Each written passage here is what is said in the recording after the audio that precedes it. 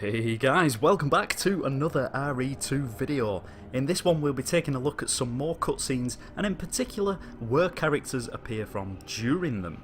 We'll also be looking at something a few of you have been asking to see, which is how Mr. X moves around when not in view of the player. It was a tough one to film, but I hope you enjoy. Let's do this.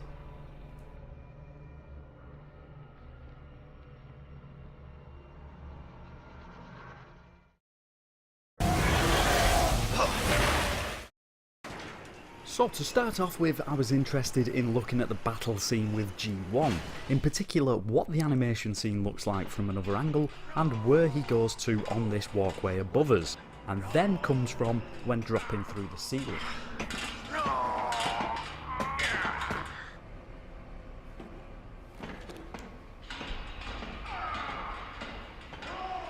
What the?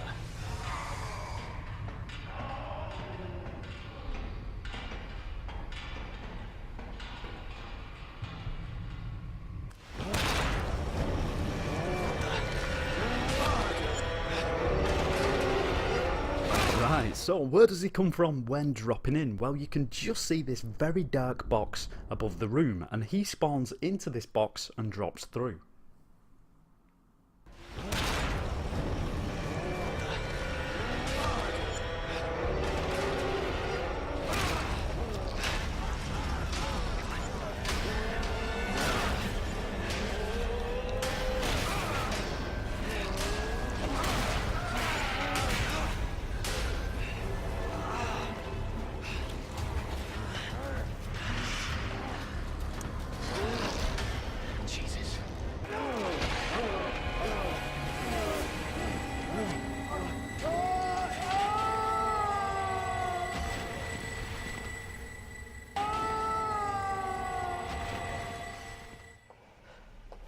Who is that?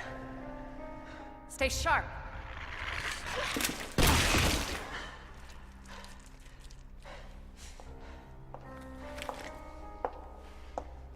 Lower it. A few viewers in my last video noticed how the lighting effects work and move around depending on who would be on camera at that time, and it is pretty cool, so I thought I'd add this car park scene with Ada first appearing, as it shows the lighting effects at some of their best. However, what it doesn't do is tell us where Ada appears from. Throughout the game, of course, there are many animations and cutscenes, and before these happen, the characters in them can sometimes be found floating about in the void outside the maps, in a default pose, commonly known as a T-pose, but it's just a default pose characters are in when in an unanimated state. Like we just saw Ada, and here's Claire and Annette. Then once it's their time to enter the scene, they teleport to where they need to be. Now sometimes they can be really close to the map, other times they're way off in the distance where it's almost impossible to see or find them. Like in this shot, Claire and Annette were high up above the map, and it took me a good 30 minutes to find where they were hiding. Now we'll look at this scene a bit later on because there's something else happening here I can show you that I think you'll be surprised about. Hey, I don't believe it. A real human. Hello, human. It's coming. What? What's coming?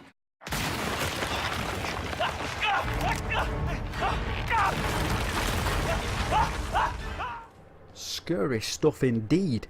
As you can see from this shot, like with G1 previously, Mr. X has his very own dark room that he appears inside that's hidden just behind the prison cell Don't be an wall. asshole. Hey, you need this. Just get me the out of here.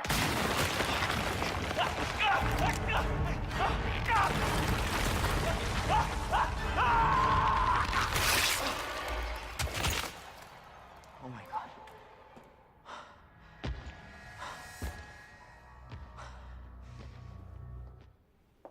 Hey, you can't keep walking away from me. I don't even know your name. I'm Leon Kennedy. Find a way out, Leon. Before it's too late. Then we'll talk. Name's Ada.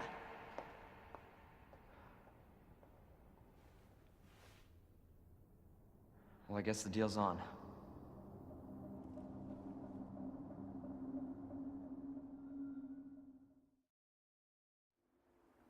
Another multiple viewer request was to see when exactly does Mr. X appear behind the crashed helicopter, and that was something I could do, so here it is.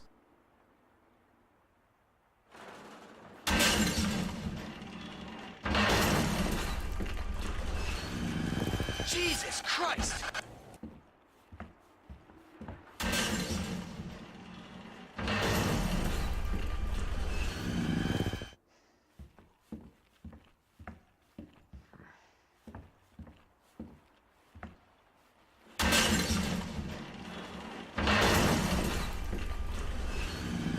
Whilst filming this scene, I noticed something that you may not have seen before as it's such a small detail, but implanted in Mr. X's head is some sort of small device.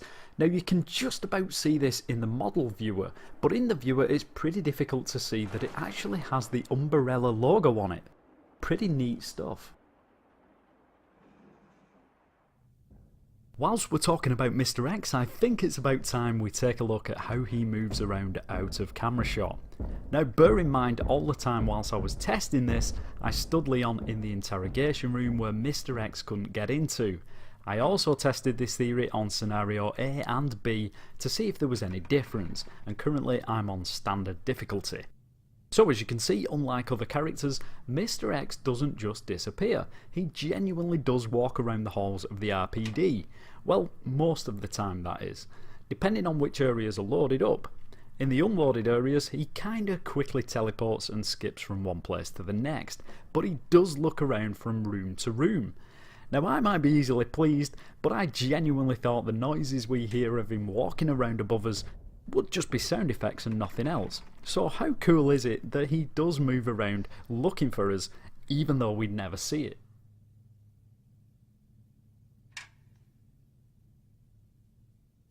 One of the major difficulties I had whilst filming this was that most games we look at, the culling for the games depends on the character's position, and therefore most things we wouldn't be able to see from the normal view isn't loaded, whereas this one seems to relate to the player position and the camera too. So I was never entirely sure whether Mr. X had totally disappeared or just teleported to another location out of shot.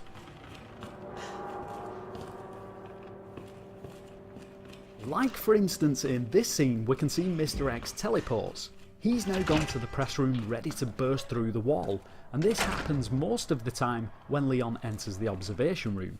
And I say most of the time because on the odd occasion this didn't seem to work and I had to run in and out of the room several times for him to teleport into position.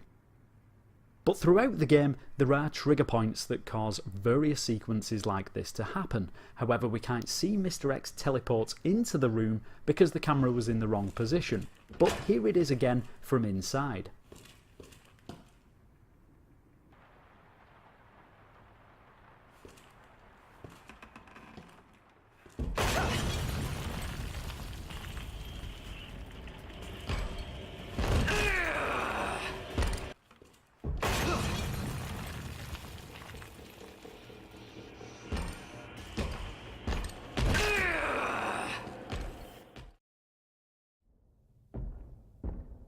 Another viewer request now, when does the liquor appear on the other side of the observation panel window and what's it doing? Good question, when does it appear? Well, my guess is it's when we hit one of those trigger points I was talking about earlier, and what's it doing? Well, it's just waiting to pounce.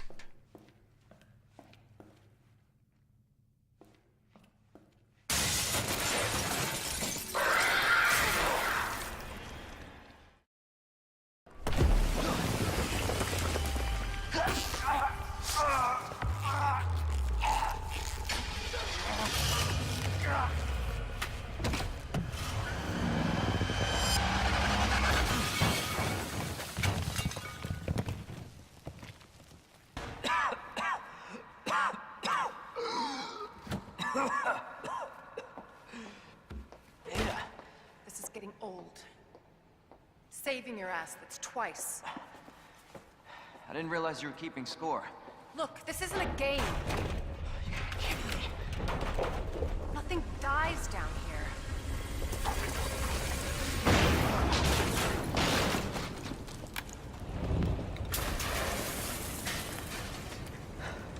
It card. Yeah, and this.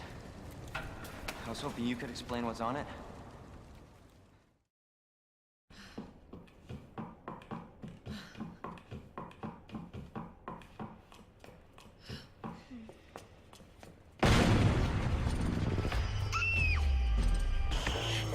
Sherry, come on!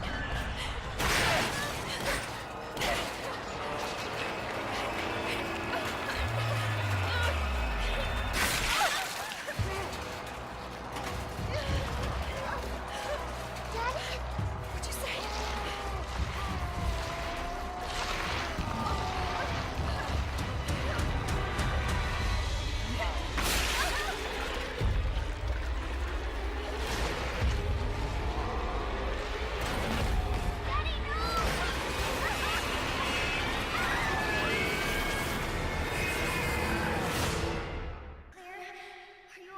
I was talking earlier about the animation where we saw Claire and Annette floating way up higher than the map, whilst waiting for their cue to teleport in. In this shot I decided to freeze the camera to the character's position during the animation, so where Claire goes, the camera goes, and by doing this not only can we see the split second Claire teleports to the scene, but I also learnt that whilst the animation is playing, we can still control our character.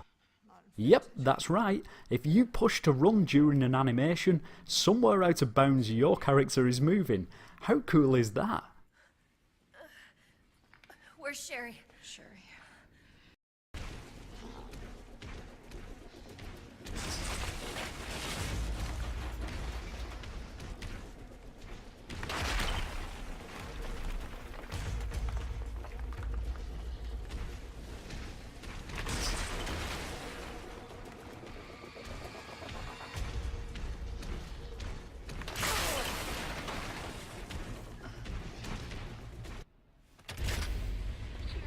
Let's just take a quick look at some more scenes now, including this one while Sherry's on the scrap pile.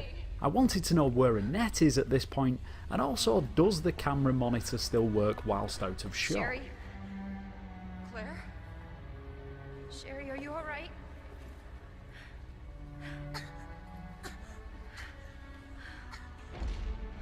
What are you doing? Millions of lives are at stake. Sherry, Mommy loves you, sweetie. Goodbye.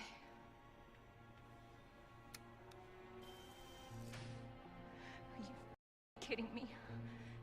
Sherry, don't worry. I will get you whatever you need, okay? Oh, why are you doing this? Because I care.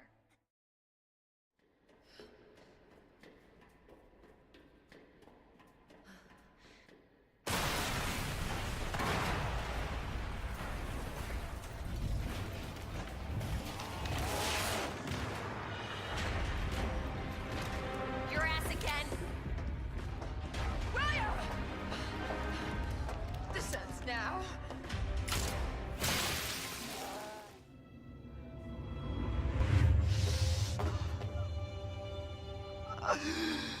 She is my creation!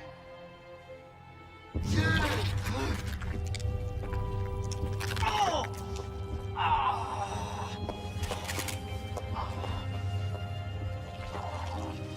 William!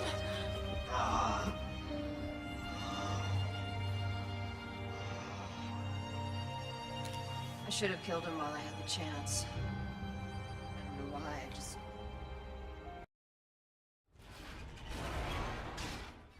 Alright, coming towards the end now. If you saw my last video, you'll know we took a look around the train and how there's an extra carriage at the back that we never get to see normally. But what we didn't take a look at was G5 itself, so that's what we're going to do now. Hope you like bullets, because I got a hell of a lot more. From the outside of the train we can see the textures creeping along the carriage towards us just as we can from inside, which looks pretty awesome. And when looking at G5 from the side, you may notice it seems to have one giant body in the middle with these tentacle-like arms that swirl around and circle back through the main body while shuffling up to engulf the train. And us if we're not quick enough. It does have to be said, I died many times whilst filming this scene.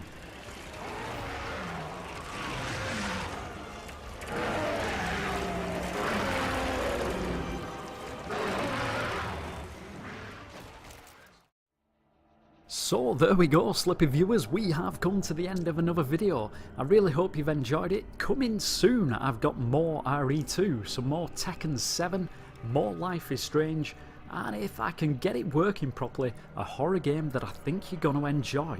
But until the next one, as always, take care.